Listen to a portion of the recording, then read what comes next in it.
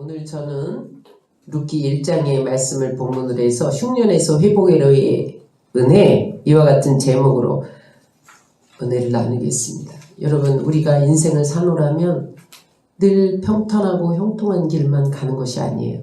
때로는 인생이 흉년을 만날 때가 있습니다. 희망이 사라져버린 것 같고 모든 것이 침체되어져서 두려워할 때가 있습니다. 그러나 여러분, 하나님은 흑암 중에서도 여전히 일하시는 분인 것을 믿으시기 바랍니다. 준 레인이라는 사람이 보배라는 책을 썼는데 그 책에 히아신스라는 꽃 이야기가 나와요.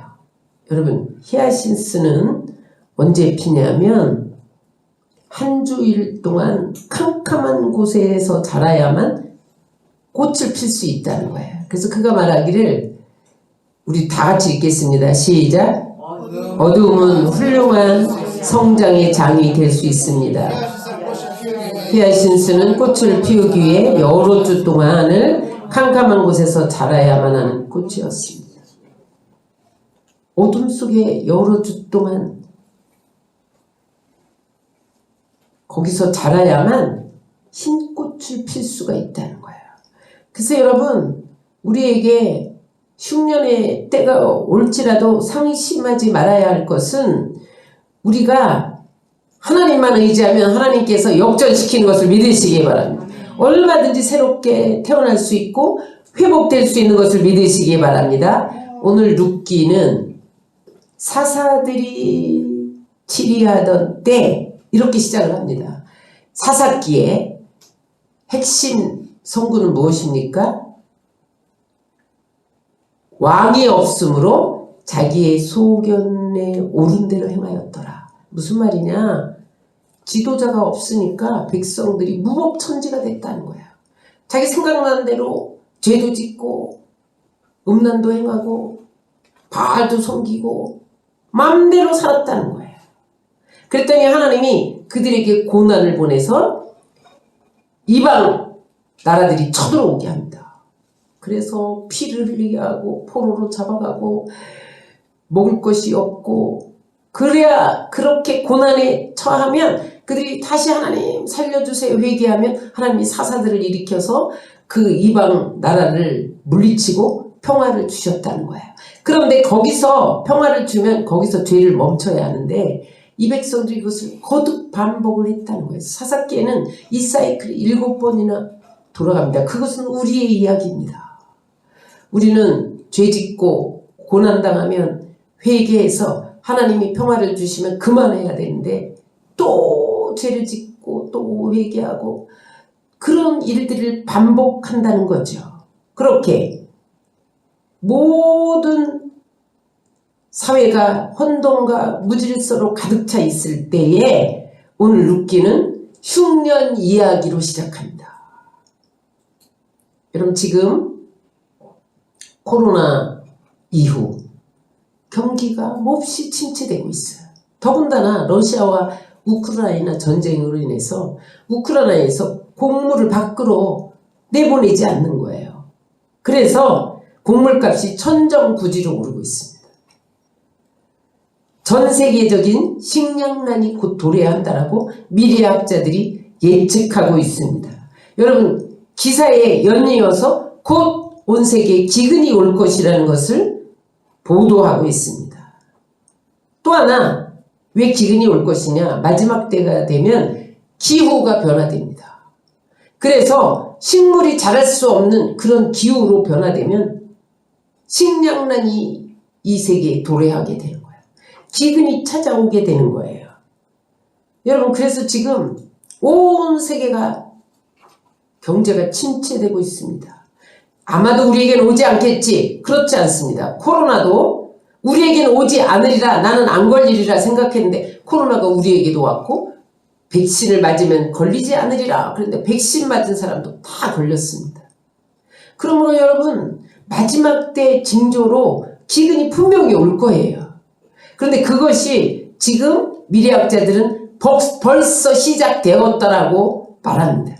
그럴 때 우리는 어떻게 대비해야 하느냐? 오늘 룻기의 말씀을 통해서 은혜를 나누고자 합니다. 첫 번째, 따라서 흉년의 때 사명의 자리를 떠나면 모든 것을 잃어버린다. 1절로 5절을 다시 한번 우리가 읽겠습니다. 사사들이 치리하던 때 그 땅에 흉년이 드니라. 유다 베들레헴의 한 사람이 그의 아내와 두 아들을 데리고 모압 지방에 가서 거류하였는데 그 사람의 이름은 엘리멜렉이요 그의 아내의 이름은 나오미요 그의 두 아들의 이름은 말론과 기륜이니 유대 베들레헴 에브라 사람들이더라. 그들이 모압 지방에 들어가서 거기서 살더니 나오미의 남편 엘리멜렉이 죽고 나오미와 그의 두 아들이 남았으며 그들은 모압 여자 중에서 그들의 아내를 맞이하였는데 하나의 이름은 오르바야 하나의 이름은 루시더라. 그들이 거기에 거주한 지 10년쯤에 말론과 기론 두 사람이 다 죽고 그 여인은 두 아들과 남편의 뒤에 남았더라. 여기 엘리멜렉과 나오미는 베들레헴 에브라 사람이다. 여러분 성경에 보면 베들레헴 에브라다요 이런 말씀이 나오잖아요. 베들레헴은 다윗의 동네예요.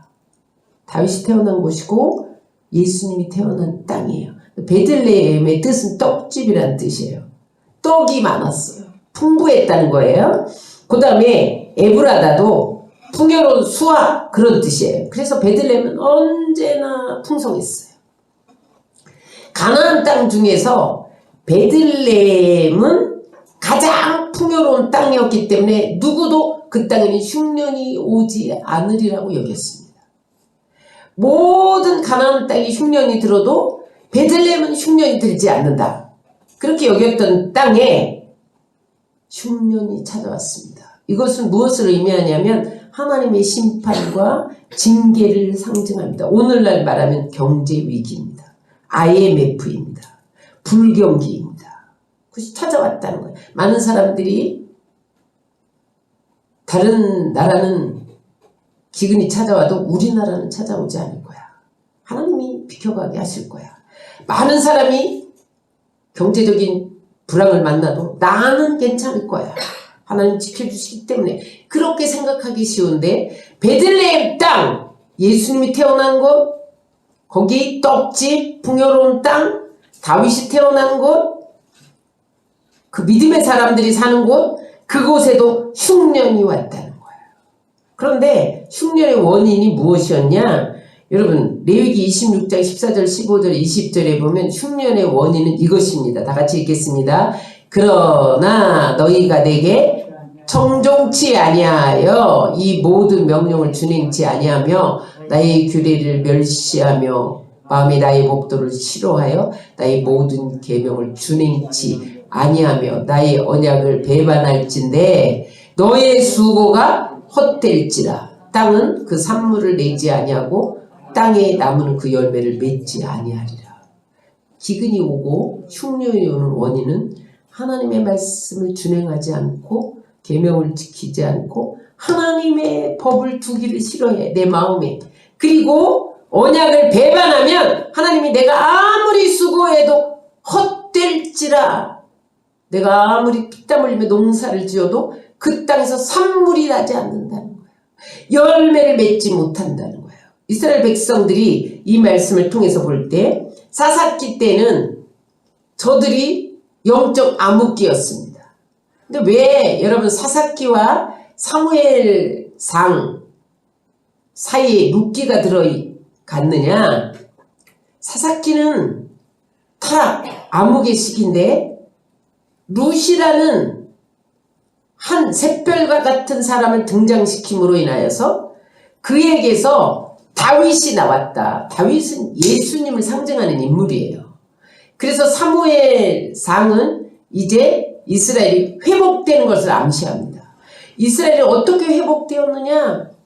사사기의 그 무법천지 암흑기에서 영적 암흑기에서 룻이라는 한 사람의 역할로 인해서 이스라엘은 다시 사무엘상에 가면 회복으로 돌아갔다는 거예요.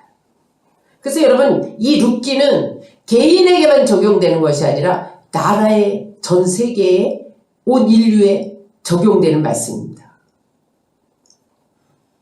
엘리멜렉과 나오미는 흉년의 때에 그 흉년을 피해서 어디로 갔냐면 모압으로 이주했다는 거야. 여러분 모압 그럼 뭐가 생각납니까? 롯이 생각납니다. 소돔과 고모라가 멸망당할 때에 두 딸이 모든 남편이 다 죽었잖아요. 그러니까 종족 번식을 위해서 아버지와 동침하고 낳은 하나가 모압이고 하나가 암몬입니다. 그들은 영적인 사람이 아니에요. 그들은 음란했어요. 그들은 우상을 숭배했어요. 그들이 지금 모압으로 갔다는 것은 엘리멜렉의 이름의 뜻이 하나님은 나의 왕이다라는 뜻이에요. 하나님을 나의 왕으로 섬기지 아니하고 나오미의 뜻은 뭐냐면 하나님께 사랑받은 자예요. 기쁨이란 뜻이에요. 하나님께 사랑받은 자가 하나님을 왕으로 섬겨야 할 자가 하나님을 버리고 먹거리를 위해서 육적인 것을 위해서 사명의 자리를 떠났다는 거예요. 말씀의 떡이 있는 말씀의 자리를 떠났더니 어떤 역사가 일어나느냐? 큰 고통이 일어났는데 남편도 죽고 아들도 죽고 두 과부 며느리와 함께 남게 되었다는 거예요. 여러분 오늘 게다가 또 하나의 죄는 뭐냐면 이방 여인을 며느리로 삼으면 안 되는데 나오미는 거기서 모압 여인을 며느리로 삼았다는 거예요. 왜냐하면 모압 여인을 며느리로 삼지 말라고 모세가 신명기에서 신신당부를 하잖아요. 왜 그래요? 그들은 출애굽 때 발락이 모압왕 발락이 발람 선지자를 통해서 이스라엘을 저주하고자 하는데 그것이 실패하니까 어떻게 해요? 바로 가나안 땅을 앞두고 모압 평지에서 모압 여자들이 이스라엘 남자들을 유혹해서 바알을 섬기게 하고 그 바알을 기쁘게 해주기 위해서 성적인 관계를 맺습니다. 그래서 우상 숭배하고 성적으로 타락해서 하나님이 심판해버려요. 그래서 하나님은 신명기 23장 3절에서 모압 여인은 영원히 하나님의 기업에 들어오지 못한다. 하나님이 손을 딱 걷어요. 그런데 그 모압 며느리를 얻었다는 것은 하나님의 말씀을 어기고 혈통을 중시하지 않고 자기 편의에 따라서 자녀들을 결혼시켰다는 거예요.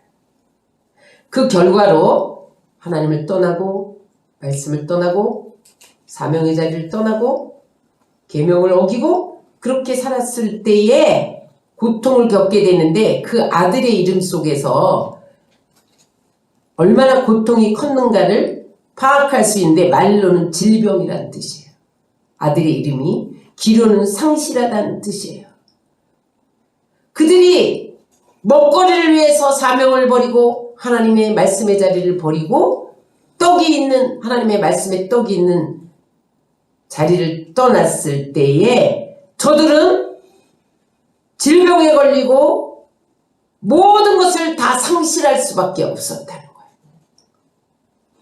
그래서 나오미는 원래 기쁨, 사랑받는 자, 행복자 이런 뜻이거든요. 근데 나중에 나오미가 돌아오면서 뭐라 그러냐면 난 나오미라 하지 말고 마라라 해라. 마라는 뭐냐면 불행자, 고통자 그런 뜻이에요. 여러분 그가 내가 풍족히 나갔는데 하나님께서 나를 비어 돌아오게 하셨다. 여러분 말씀의 떡집, 하나님의 자리, 사명의 자리, 말씀의 자리를 나의 유익과 나의 편의와 나의 먹거리, 육신을 따라서 떠나면 괴로움과 고통이 온다는 거예요. 뿐만 아니라 여러분 모든 것을 잃어버렸다는 거예요. 여기 남편만 다 죽고 여자들만 남았어요. 이것은 뭐예요? 이스라엘이 신랑 대신 예수님을 떠났다는 거예요. 그래서 과부로 남게 됐다는 거예요. 여러분 성경은 하나님을 신랑으로 우리를 신부로 비유하고 있잖아요. 왜 남자들은 다 죽어? 너희들이 하나님을 떠날 때 하나님과 신랑 되신 하나님과 너희와의 사이가 단절됐다는 거예요. 죽었다는 거예요. 여러분, 오늘 우리에게 주는 메시지는 뭐냐면, 여기서 우리에게 주는 경고는 뭐냐면, 그리스도인들은 아무리 흉년의 때를 만나고 환경이 어려워도 말씀의 자리를 이동하거나 사명의 자리를 떠나면 안 된다는 거예요. 주님과 함께 움직여야 돼. 물어야 돼요. 이들은 묻지 않고 모압으로 갔잖아요. 하나님 어떻게 할까요? 떠나야 할까요? 말아야 될까요?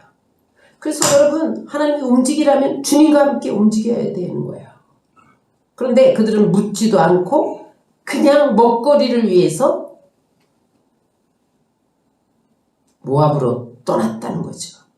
그랬더니 하나님이 개인의 유익과 편의를 위해서 움직일 때 하나님은 그들을 심판했다는 거예요. 하나님은요, 큰 기대를 가지고 있었어요. 그들에게. 어떤 기대를 가지고 있었냐? 그들을 통해서 메시아를 보내고 싶었어요. 그래서 온 인류를 그를 통해서 구원할 계획을 가지고 있는데, 인간은 얼마나 시야가 좁으냐? 당장 먹거리, 눈앞의 유익, 그것 때문에 사명을 아무렇지도 않게 던져버리고 모압으로 떠났다는 거야. 그래서 하나님이 왜 아들을 다 거기서 죽게 하느냐? 그것들을 통해서 사명의 땅으로 돌아오게 하기 위해서 하나님은 남편과 아들을 죽게 했다는 거예요. 여러분, 남편과 아들이 10년 안에 다 죽었어요. 10년 안에. 여기 10년쯤에 돌아오잖아요. 하나님이 10년 동안 그들이 하나님께 돌아오기를 기다리셨던 거예요. 그럼 신앙은 기다리는 것을 믿으시기 바랍니다. 기다리지 못하면 고통하게 하시는 것을 알았어요. 그래서 제 마음에 저분들의 사명이 얼마나 크기에, 응? 그 가문에서 메시아를 보내려 했던 그 계획에 아랑곳하지 않고 제 길로 갔을 때 하나님은 남편과 아들을 다 죽게 만들었던 그런 사명이 이 가정에 있는가? 그런 하나님의 심정을 헤아려 봤습니다. 그래서 나오미가 깨달아요. 하나님이 나를 징벌하고 괴롭게 하셨다. 그래서 13절에 보면, 우리 13절을 다 같이 읽겠습니다. 시작. 여호와의 손이 나를 치셨으므로. 20절에 전능자가 나를 괴롭게 하셨습니다. 21절 여호와께서 나를 징벌하셨고 전능자가 나를 괴롭게 하셨고, 고통을 당한 후에 이게 우연이 아니구나. 하나님이 나를 치셨구나. 하나님이 나를 징벌하셨구나. 하나님이 나를 괴롭히셨구나. 하나님 편에서 하나님의 징계로, 하나님의 섭리로 받아들였다. 이 사건 후에 나오미는 회개합니다. 여러분, 하나님이 우리에게 흉년을 주시는 것은 회개라는 사인인 것을 믿으시기 바랍니다. 사명을 떠나 먹거리를 위해 세상으로 갔던 것을 회개하고, 이방 며느리를 삼으면 안 되는데 계명을 어기면서 자기 편의에 따라 이방 며느리를 삼은 것을 회개하고, 하나님이 나를 사랑해서 징계함으로 이러한 나를 괴롭히셨구나를 고백하며 주님 앞에 돌아왔을 때 하나님이 그에게 회복의 은혜를 주신 것을 믿으시기 바랍니다.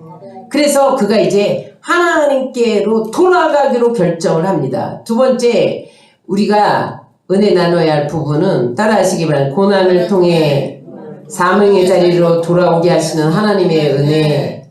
하나님은요, 우리에게 왜 종종 흉년을 만나게 하시느냐? 사명의 자리로 돌아오라. 말씀의 떡집을 떠났다는 거예요. 사명을 떠났다는 거예요. 세상이 너무 좋아. 하나님 없이도 살 수 있어. 돈이면 돼. 그래서 내 마음이 세상을 향해 집중되어지고 하나님은 내 마음에서 떠났다는 거예요. 그래서 그가 말씀의 자리로 돌아가기로 결정을 합니다. 6절 7절을 보시겠습니다. 시작. 그 여인이 모압 지방에서 여호와께서 자기 백성을 돌보시사 그들이 위해 양식 주셨다함을 듣고 이에 두 며느리와 함께 일어나 모압 지방에서 돌아오려 하여 있던 곳에서 나오고 두 며느리도 그와 함께하여 유다 땅으로 돌아오려고 길을 가다가 여기서 보니까 10년 후에 이스라엘 땅의 흉년이 끝나고 하나님이 그 백성들을 돌아보셔서 다시 양식 주셨다함을 듣고 야 이제 내가 다시 베들레헴으로 돌아가리라 그랬을 때 며느리들도 나도 따라가겠다고 그러는 거예요. 근데 그 돌아오는 중에 나오미가 며느리들에게 그때는 계대 결혼이라는 게 있었거든요. 만약에 남편이 죽었는데 시어머니가 또 아이를 낳을 수 있으면 그 아이를 기다렸다가 그와 결혼을 해요. 그래서 종족 번식을 했어요. 근데 시어머니가 가만히 보니까 자기는 늙었잖아요. 아이를 못 낳잖아요. 그러니까 안 되겠다. 너희는 모압으로 돌아가라. 네 친정으로 돌아가라. 그랬더니 저들이 울면서 시어머니의 백성이 이스라엘의 백성이 되고 하나님의 백성이 되겠다고 울면서 매달려요. 그러다가 오르바 며느리는 친정으로 갔어요. 근데 룻은 끝까지 시어머니를 따릅니다. 룻의 고백을 봅니다. 16절 17절 시작. 룻이 이르되 내게 어머니를 떠나며 어머니를 따르지 말고 돌아가라 강건하지 마옵소서. 어머니께서 계시는 곳에 나도 가고 어머니께서 머무르시는 곳에서 나도 머물겠나이다. 어머니의 백성이 나의 백성이 되고 어머니 하나님이 나의 하나님이 되리니 어머니께서 죽으시는 곳에서 나도 죽어 거기 묻힐 것이라. 만일 내가 죽은 일을 위해 어머니를 떠나면 여호와께서 내게 벌을 내리시고 더 내리시기를 원하나이다 하는지라. 룻은 어머니의 하나님을 선택했어. 따라서 인생은 선택이다. 여러분 탁월한 사람들은 순간의 선택을 중시한다. 여러분 오늘 룻은 순간의 선택을 잘함으로써 이방 여인으로 여호와의 기업에 들어갈 수 없는데 메시아의 족보에 들어가고 생명을 얻고 구원을 얻은 것을 믿으시기 바랍니다. 여러분 인생은 선택에 의해서 만들어지는 거예요. 나쁜 선택은 나쁜 미래를 창조한다. 여러분 선택은 씨 같아요. 처음엔 보잘것없는데 내가 어떤 선택을 하느냐에 따라서 나중이 점점 커지는 거예요. 그러므로 여러분 올바른 선택을 해야 돼. 그러면 올바른 선택을 하기 위해서 어떻게 해야 되느냐 따라서 첫째 분별하는 지혜를 사모하십시오. 선택은 분별력에서 옵니다. 여러분 분별력이 없으면 잘못된 선택을 해요. 두 번째 관찰력을 키우십시오. 분별력은 관찰에서 와요. 사물을 관찰하고 사람을 관찰해서 선택을 해야 돼요. 셋째, 연결 능력을 키우십시오. 그 다음에 관찰을 통해서 발견한 사실을 내 삶과 연결시킬 줄 알아야지 올바른 선택을 할 수 있어요. 넷째, 많은 경험을 쌓으십시오. 경험이 많아야 분별도 잘해요. 다섯째, 따라하세요. 많이 선택해 보아야 합니다. 여러분 아무 선택도 안 하는 사람은 우유부단한 사람이에요. 아무것도 얻을 수가 없어요. 여러분 우유부단한 사람은요 이러지도 못하고 저러지도 못하고 매일 엉거주춤하다가 세월을 보내요. 그 사람은요 아무것도 얻지 못해요. 그 다음에 여섯째 따라서 실패를 배우십시오. 여러분 사람들은 실패가 두려워서 선택하지 못해요. 그러나 여러분 실패는 정지가 아니에요. 방향 전환이에요. 실패하면 하나님이 모든 것이 끝났어 그런 것이 아니라 방향 전환해. 그 길은 아니야. 이렇게 말씀해 주신 거야. 그래서 실패해보고 또 방향 전환하고 실패해보고 또 방향 전환하는 그런 실패를 배워야 선택을 잘할 수 있어요. 그래서 이걸 선택하면 안 된다. 우리는 그걸 안단 말이죠. 실패해봐야. 그 다음에 일곱째 시작. 전체를 보는 안목을 키우십시오. 사람이 왜 조급하냐? 전체를 볼 줄 몰라요. 나오미와 엘레멜렉은요 인생 전체를 보지 못하고 당장 목걸이 굶어 죽을 것 같아 기근이 들어서 요것만 봤단 말이에요. 그랬을 때 그는 고통 속에서 모든 것을 잃어버렸죠. 여러분 인생을 전체적으로 보시기 바랍니다. 전체적인 안목을 키우면요 풍년에도 교만하지 않고 흉년에도 요동치 않습니다. 지금 세계 경제가 침체되고 곧 기근이 온다고 그래요. 그래서 사람들이 막 사재기 해야 되나 어떻게 해야 되나 우왕좌왕 그래요. 그러나 여러분 우리 인생 전체를 하나님께 맡기시고 우리 전체의 인생이 하나님 손에 있다는 것을 알면 요동하지 않습니다. 인생은요 한두 번의 실패로 끝나는 게 아니에요. 하나님은요 우리가 설령 잘못된 선택을 했다 할지라도 그것으로 끝내지 않으세요. 다시 기회를 주세요. 그래서 하나님은 우리가 잘못된 선택을 했음에도 불구하고 그 실수마저도 선용하시는 분이 하나님이에요. 그러면 여러분 우리에게 어떤 실패가 오고 장애물이 있다 할지라도 역전시켜 주시는 하나님을 믿고 여러분 그 장애물을 딛고 일어서시기를 주의 이름으로 축원합니다. 그래서 여러분 우리가 인생의 갈림길에서 이것을 선택해야 되느냐 저것을 선택해야 되느냐의 기로에 있을 때 좋은 선택을 하려면 우리의 안목을 키워야 되는데 어떻게 해야 되느냐. 여러분 여기에 인생의 교차라고 있어요. 이 길은 넓은 길이에요. 이 길은 좁은 길이에요. 이 길을 가면 고난당할 것 같아. 그런데 이 길을 가면은 팡팡 뚫릴 것 같은데 죄를 지어야 돼. 세상과 섞여야 돼. 그러면 어떤 길을 선택해야 돼요? 여러분 인생의 교차로에서 조금 어렵고 힘들지만 정의를 행하고 진실을 행할 좁은 길을 선택하시기를 주의 이름으로 축원합니다. 그러면 반드시 하나님이 회복시켜요. 또 인생의 교차로에서 항상 사랑의 길을 택하세요. 여러분 사람들은 사랑이냐 성공이냐 그러면 사랑을 포기하고 성공을 택합니다. 그래서 많은 사람들이 어제 이 친구가 오늘의 원수가 됩니다. 세상에서 성공을 택하고 인생의 실패를 택하는 사람이 있어요. 따라서 세상에서 성공을 택하면 인생에서 실패를 범한다. 인생에서 사랑을 택하면 인생에서 승리를 거둔다. 사랑의 길을 선택하세요. 그 다음에 믿음의 길을 선택해야 돼요.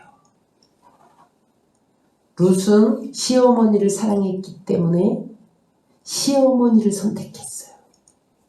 시어머니의 하나님을 선택했어요. 시어머니의 백성을 선택했어요. 그랬더니 하나님이 그 선행을 받으시고 그를 메시아의 족보에 오르도록 높여주신 것을 믿으시기 바랍니다. 끊임없이 헌신할 수 있었던 것은 사랑했기 때문에요. 따라하세요. 헌신은 사랑에서 나온다. 여러분 아무것도 누구를 위해서 헌신하지 않고 거저 얻으려는 사람은 사랑이 없는 거예요. 그러나 하나님의 은혜는 헌신한 사람 위에 임하는 것을 믿으시기 바랍니다. 여러분 교회를 다녀도 전혀 헌신하지 않고 무언가 얻으려고만 하는 사람이 있어요. 내가 축복받아야지. 내가 뭘 얻어야지. 교회를 통해서. 여러분 하나님의 은혜가 그 위에 임하지 않습니다. 그러나 내가 손해가 돼도 내가 조금 힘들어도 헌신을 선택하면 하나님의 은혜가 그 위에 임하는 거야. 오늘 나오미가 철저하게 실패한 인생이었는데 어떻게 해서 그 실패를 딛고 일어섰냐? 순전히 하나님의 강렬한 은혜였습니다. 그 강렬한 은혜를 끌어들이는 힘이 헌신이에요. 헌신이 없으면요 하나님의 강력한 은혜가 임하지 않아요. 그냥 물 흐르듯 그렇게 지나갈 수는 있어요. 그러나 강력한 은혜는 평생 체험하지 못합니다. 어떤 사람이 헌신할 수 있느냐? 왜 여러분은 헌신할 수 없습니까? 이런 사람이 헌신할 수 있어요. 따라하세요. 비전을 소유한 사람. 헌신은 미래를 볼 줄 아는 사람만 헌신합니다. 미래를 볼 줄 아는 사람은 당장을 취합니다. 헌신하지 않아요. 어떤 사람이 헌신할 수 있습니까? 따라하세요. 믿음의 사람이 헌신합니다. 룻이 나오미 시어머니를 붙쫓았다, 매달렸다, 그런 뜻이에요. 그것은 나오미의 하나님을 믿은 거예요. 믿음이 없는 사람은 헌신하지 않아요. 내가 헌신하는 게 다 손해 같아요. 확신이 없어요. 따라하세요. 어떤 사람이 헌신할 수 있느냐? 따라하세요. 지혜로운 사람은 헌신합니다. 분별력을 가져요. 지혜는 분별력이에요. 지혜롭지 못하면 분별력 없으니까 늘 자기만 생각해. 자기 중심. 나! 다른 사람이야. 불편하든 다른 사람이야. 망하든 말든 나만 되면 돼. 분별력이 없어서 헌신하지 못하는 거예요. 넷째, 사랑의 사람이 헌신합니다. 룻이 나오미에게 헌신한 것은 보상을 기대하지 않았어. 그냥 시어머니를 사랑하기 때문에 헌신한 거예요. 여러분, 다니엘과 세 친구들이 왕의 명령에 불순종해서 풀무불에 던져지게 됐어요. 그랬을 때, 야, 너 지금 명령을 이행하지 않으면 풀무불에 던질 거야? 그랬더니 그들이 고백한 게 뭐예요? 하나님이 설령 나를 풀무불 가운데 건져내지 아니할지라도 나는 하나님 사랑 때문에 헌신하겠습니다. 다니엘서 3장 17절 18절 읽겠습니다. 만일 그럴 것이면 왕이여, 우리가 섬기는 우리 하나님이 우리를 극렬히 타는 불물 가운데서 능히 건져내시겠고 왕의 손에서도 건져내시리라. 그리하지 아니하실지라도 왕이여, 우리가 왕의 신들을 섬기지 아니하고 왕이 세우신 금신상에 절하지도 아니할 줄 아옵소서.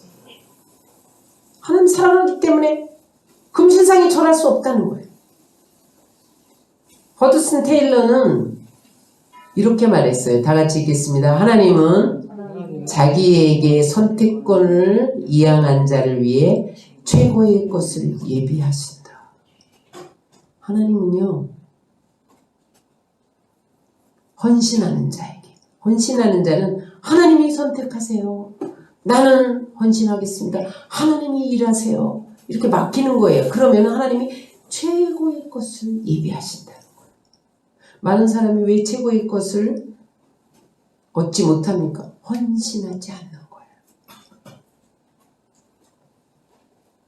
룻은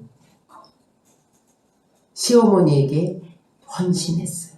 시어머니에게 모든 것을 맡겼어요. 그랬더니 하나님이 새로운 인생의 문을 여십니다. 그의 눈물을 닦아주고 그에게 회복의 은혜를 주십니다.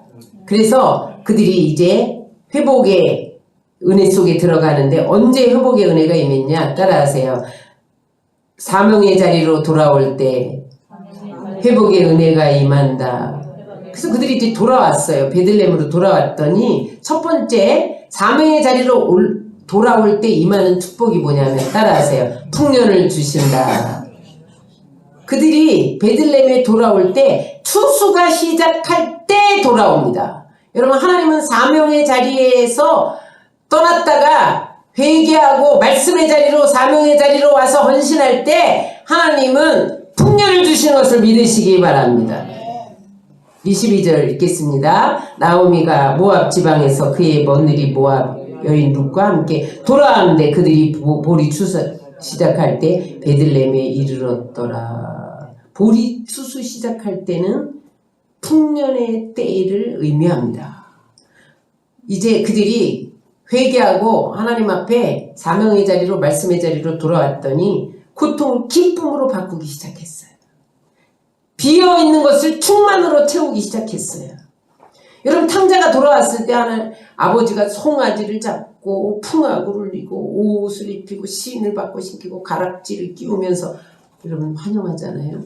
여러분, 하나님께 사명의 자리에, 말씀의 자리에 지켜 있을 뿐만 아니라 떠났다가 돌아오실 때 풍년의 복을 받으시길 주의 이름으로 축원합니다. 두 번째 아주 중요합니다. 사명의 자리를 지키면, 말씀의 자리를 지키면 돌아오면 어떤 역사가 일어나느냐. 따라서 아름다운 만남의 축복을 주신다.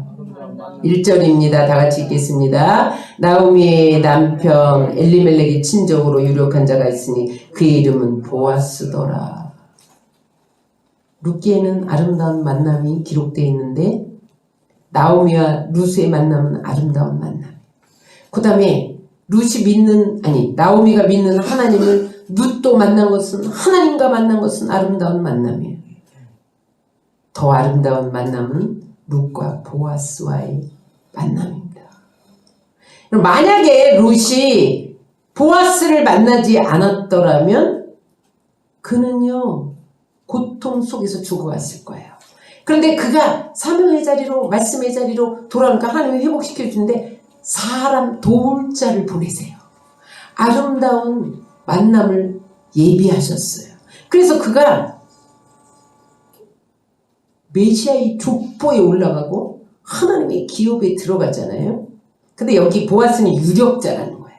유력자는 그 지방의 부호다 이런 뜻이에요. 아주 힘 있는 자, 영향력 있는 자, 그러면서 도덕성 있는 자. 그러니까 아주 그때의 그 사사시대에 볼 수 없도록 도덕성을 가지고, 그 다음에 다른 사람들에게 영향력을 미치는 유력한 자, 힘 있는 자, 부호였다는 거죠.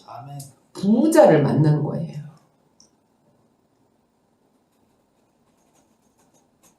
근데 룻이 이제 떡집으로 돌아왔는데 떡이 없는 거예요.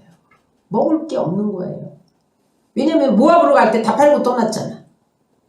거둘 게 없는 거예요. 그러니 이삭을 주어서 시어머니를 봉양할 수밖에 없어요.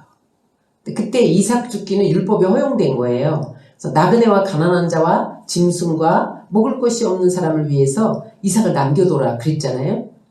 근데 보아스가 이 룻이 이삭을 죽고 있는데 그때에 보아스가 그 밭에 딱 온 거예요. 여러분 이것이 성경에는 이삭을 줍다가 우연히 룻이 보아스를 만났다. 룻이 보아스의 밭에서 이삭을 줍는데 그 시간에 딱 절묘하게 보아스가 그 밭에 딱 도착을 했다는 거예요. 여러분 이것은 인간 편에서는 우연처럼 보이지만 하나님 편에서는 필연이고 섭리인 것을 믿으시기 바랍니다. 여러분 우리가 하나님 말씀의 자리에 서고 사명의 자리에 서면은요 하나님이 예기치 않은 사람을 보내서 돕게 되는 것을 믿으시기 바랍니다. 그뿐만 아니라 보아스가 그 종들에게 뭘 명하냐면 이삭을 많이 뽑아서 막 흘려. 그래서 룻이 많이 주워가게, 지속적으로 이 밭에서 주워가게 해라. 그 다음에 어떻게 해요? 막 흘려라. 그 다음에 식사할 때 룻을 초대하고 볶음 곡식으로 배불리 먹게 하고 떡을 먹고 떡에 초를 찍어서 먹게 하고 식사 대접을 하고 완전히 룻의 배고픔을 해결해 줍니다. 여러분 저들이 쫄딱 망해서 빈손으로 왔는데 다시 말씀의 자리에 사명의 자리에 서니까 하나님이 채우기 시작합니다. 따라서 인생은 만남이다. 하나님은요 만남을 통해서 은혜를 베푸세요. 인생의 가장 축복은 만남이에요. 부부를 만나고 부모를 만나고 형제를 만나고 성도를 만나고 하나님이 허용한 그 만남 속에서 하나님은 은혜를 베푸시길 원하세요. 룻의 인생을 역전시킨 것은 첫째, 시어머니 나오미와의 만남, 둘째로 시어머니의 하나님과의 만남, 셋째로 보아스와의 만남이에요.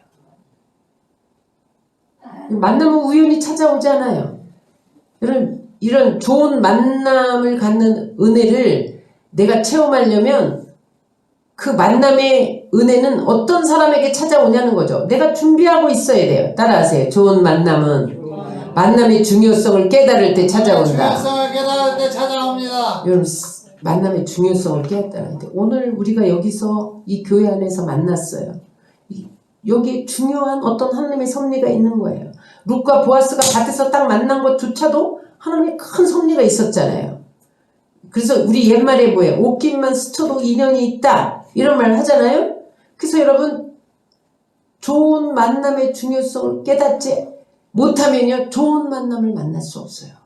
내 입에 쓸면 달면 삼키고 쓰면 뱉고 내게 유익이 있으면 가까이 하고 유익이 없으면 멀리하고, 그런 사람은요 좋은 만남을 만날 수가 없어요. 둘째로, 좋은 만남을 위해 기도하십시오. 좋은 만남을 위해 여러분, 좋은 만남을 위해서 기도해야 돼요.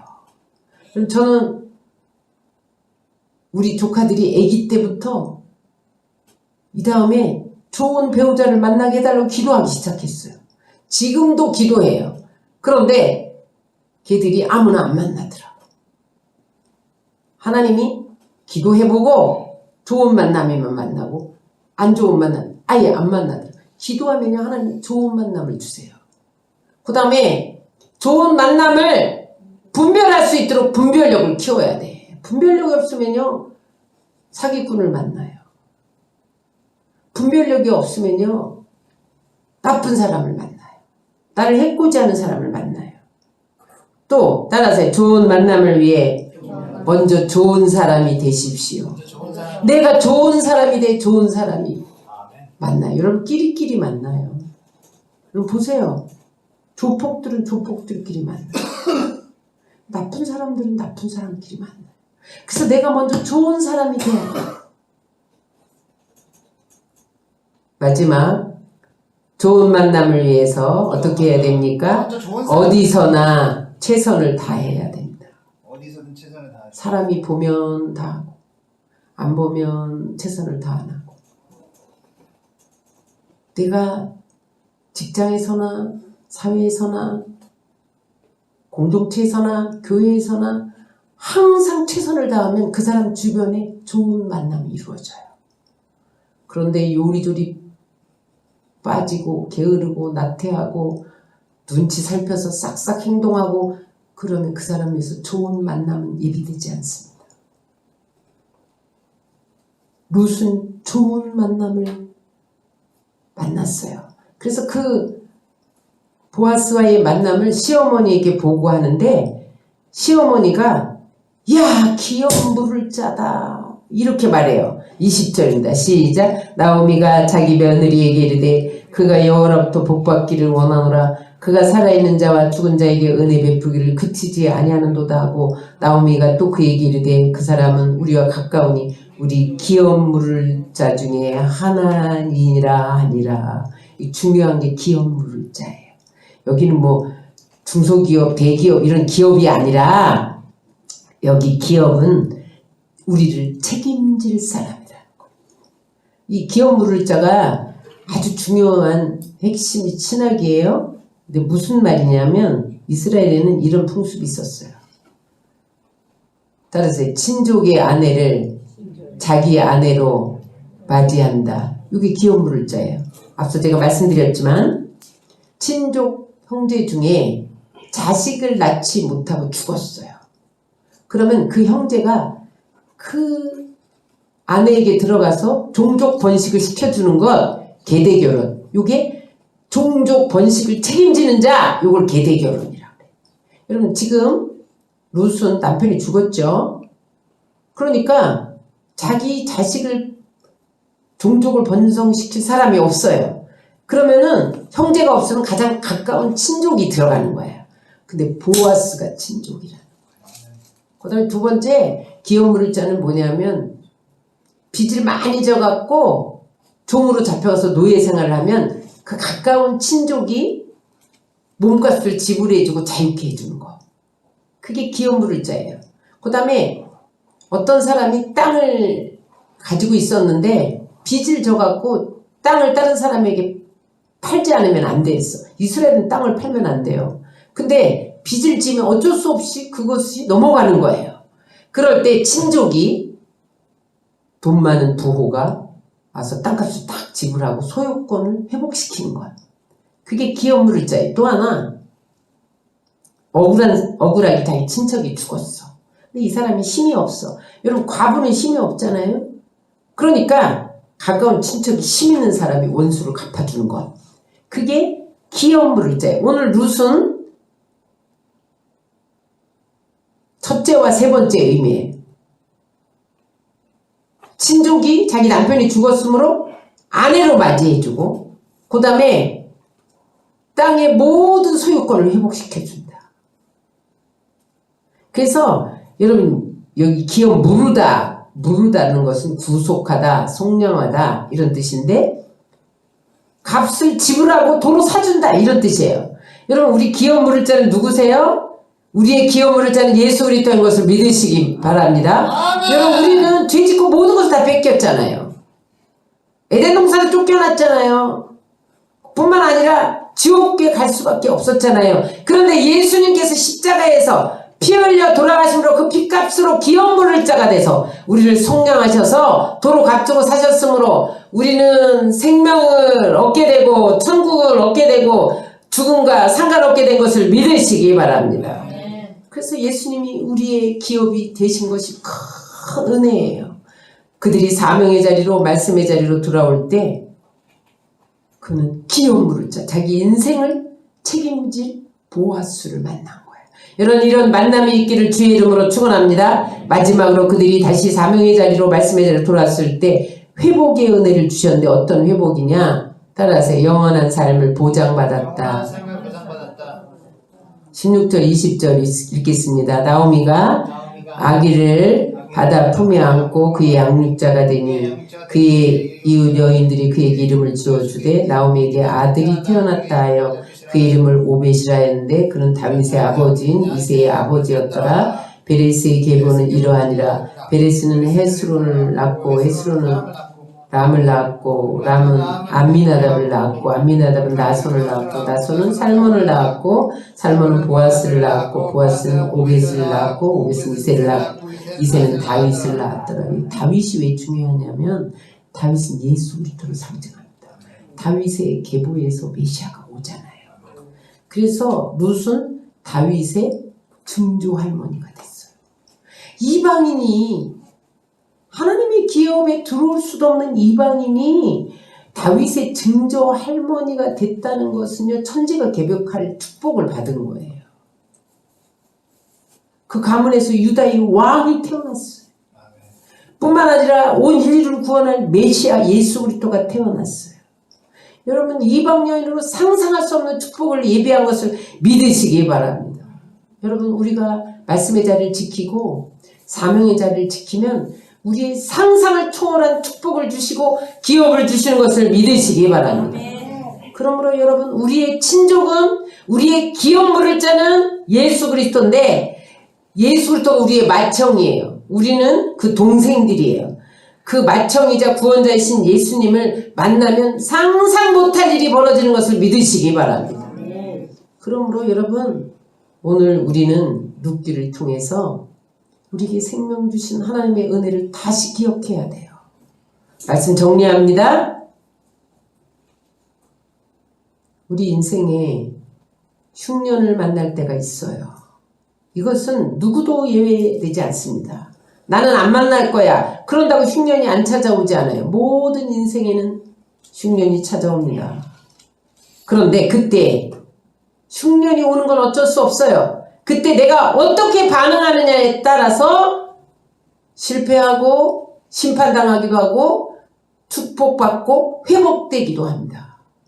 오늘 나오미 가정은 자기 뜻과 계획대로 자기 방법대로 흉년을 해결해 보려고 사명의 자리, 떡집, 말씀의 자리, 교회, 성전을 떠났더니 세상 유혹 때문에 세상의 눈이 어두워서 하나님을 떠났더니 그는 모든 것을 잃어버렸다는 거예요. 이스라엘이 하나님을 떠났더니 신랑, 남편 된 하나님이 그들과 관계를 끊었다는 거예요.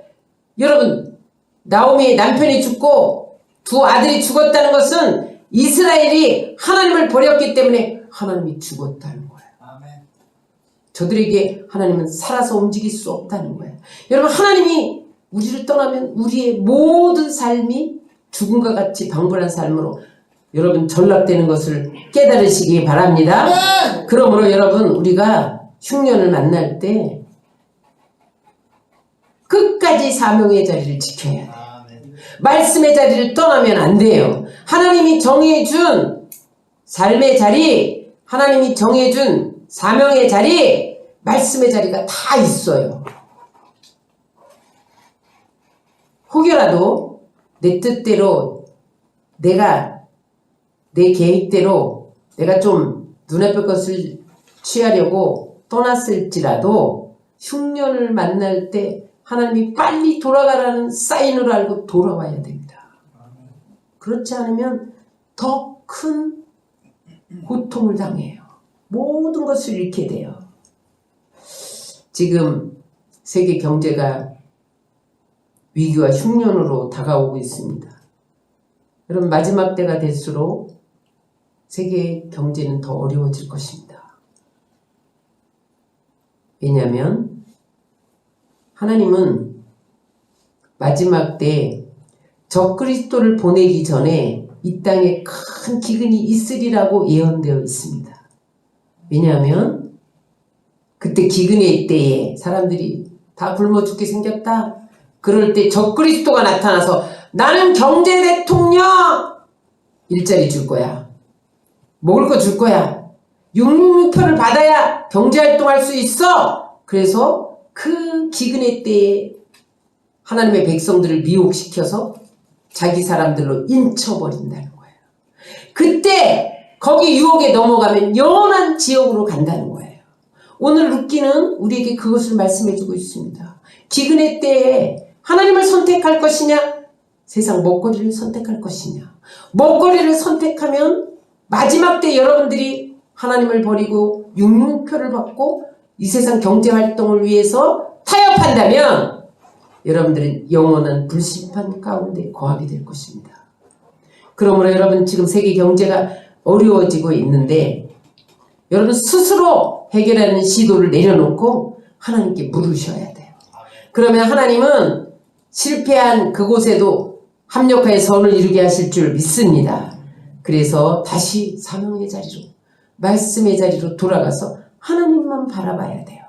그래서 흉년의 때에도 회복하는 이 은혜를 모두 다 체험하시기를 주의 이름으로 축원합니다.